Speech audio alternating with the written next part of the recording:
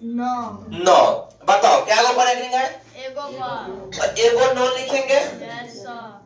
जब तुम रेकरिंग जगह है उतना संख्या अगर नीचे में लिख देते हो, उसके बाद तुमको दिमाग में एक ही बात चलना चाहिए कि सर अब जो संख्या दिया है, जो क्वेश्चन दिया है, उसमें नहीं रेकरिंग है और नहीं दशमलव है। तो अगर सब कुछ हट जाए तो संख्या कितना बन रहा है? 3 बन रहा है। गौर से देखिएगा, 33 बन रहा है। Yes sir. 3 पर 3 33 ना होगा। लेकिन उसके 33 लिखने के बाद देखिएगा दशमलव के पहले कितना है? 3। 33 में से 3 को घटा लीजिए। 33 में से 3 घटाना है, 30 बचेगा। तो ऊपर में लिख दीजिएगा 30। हो गया 30/9 इसका आंसर। अब एक बात और, कभी कभी तुमको डायरेक्ट क्वेश्चन लिख के दे देगा, बोलेगा बताओ पर में है कि अपर में है। तो गौर से देखिएगा, जो संख्या खाली रिपीट कर रहा है समान संख्या, अगर मान लो 2.43256 के ऊपर में रेकरिंग डाल दिया, इसका अर्थ हुआ कि ये संख्या फिर आएगा, फिर आएगा, आते रहेगा। अबे समान संख्या रिपीट कर रहा है। जब समान संख्या रिपीट करेगा तो याद रखना वो परमेय संख्या होगा। कौन संख्या होगा? परमेय संख्या होगा। कभी कभी आपको लिख के देगा, अगर 2.421325362869283 ऐसे ऐसे डाइट दे देगा। गौर से देखो तो इसमें कुछ लग रहा है कि बार बार आ रहा है? क्या आ रहा है बार बार? नहीं, इसमें कुछ नहीं आ रहा है। जब संख्या अल्टरनेट चल रहा है तो आगे कुछ और भी हो सकता है। तो ये हमारा अपरमेय संख्या हो जाएगा। जिसमें संख्या समान चलेगा परमेय होगा, जिसमें असमान रहेगा वो हमारा अपरमेय होगा। ठीक ना? आपको 1.4 में तीसरा क्वेश्चन में ऐसे ही संख्या बहुत सारे लिखे हुए हैं, आपसे पूछ रहे हैं कौन परमेय है कौन अपरमेय है। उसमें ये बट्टा का नहीं कर रहा है, बताइए कौन परमेय है कौन अपरमेय है। ठीक है ना? समझे बात को? तो 1.4 का तीसरा क्वेश्चन आपको ऐसे ही बनाना है। ठीक है ना? बनाया था।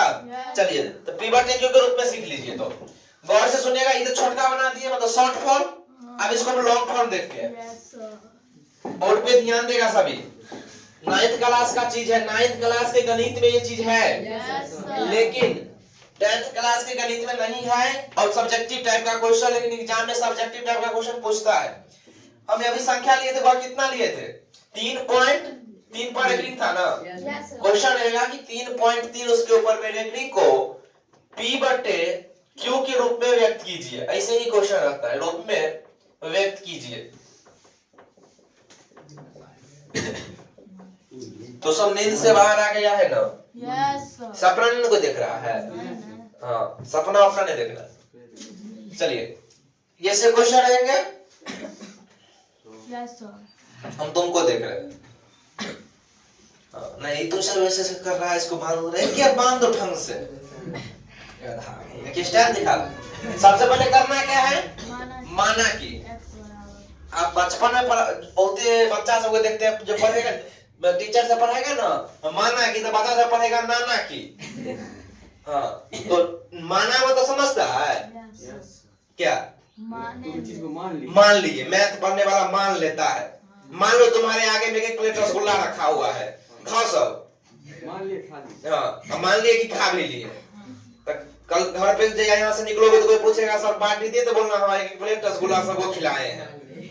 हाँ, मान लो, कुछ भी हो सकती है, मानने से कुछ भी होता है। बिहार नहीं है, गणित है। बिहार तो अलग बात है, गणित है। ठीक है, कुछ भी हो सकती है। तो चलिए हम लिखेंगे माना कि, जब भी आपको ऐसे क्वेश्चन आएगा तो माना कि x बराबर 3.3 के ऊपर रेकरिंग को हम लोग बार बार 3 लिख देते हैं। जब तक जीवन रहेगा तब तक हम लिखते रहेंगे। और इसका मतलब आएगा, इस समीकरण हम क्या मान लेंगे? फर्स्ट। पहला रूल समझा क्या करना है? माना कि लिख के x बराबर लिख के जो संख्या दे देगा उसको लिख देंगे। आगे देखना है